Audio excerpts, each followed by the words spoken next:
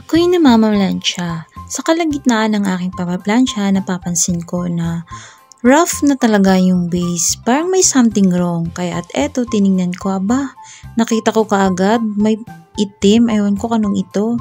Kaya dali-dali ako kumuha talaga kaagad ng tablet. Kasi ito naman yung lagi kong nakikita online, yung tutorial kung paano ito tatanggalin kapag madumi ang iyong plancha. At eto, kumuha kaagad ako dun sa aking paracetamol, kumuha ako ng 1 tablet at kinuskus ko kaagad. Ayan o, habang kukuskusin mo siya, talagang matutunaw yung mancha dyan sa plancha.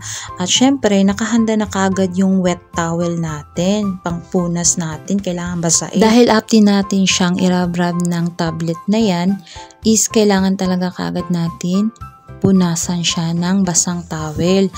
Pero kailangan talaga na yung plancha mo is mainit bago mo siya irabrab.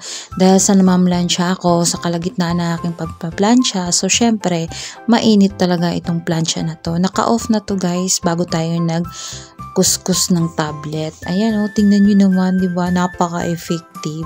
Wala na yung itim. Ang bilis lang.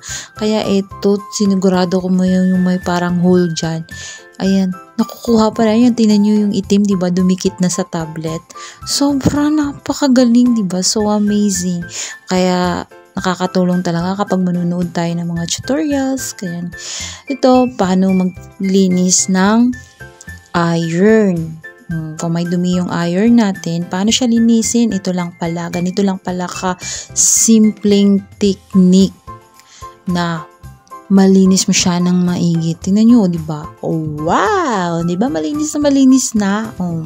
So, back to plancha na naman tayo after nito. So, yan lang guys. Ang share ko sa inyo. Oh, di ba? Sulit. Sobrang effective talaga. Kaya, hindi pa ako satisfied dito. Kaya, kinukuskus po siya konti, ayan. Tapos rub ng wet towel. Ayan, di ba? Umuusok siya.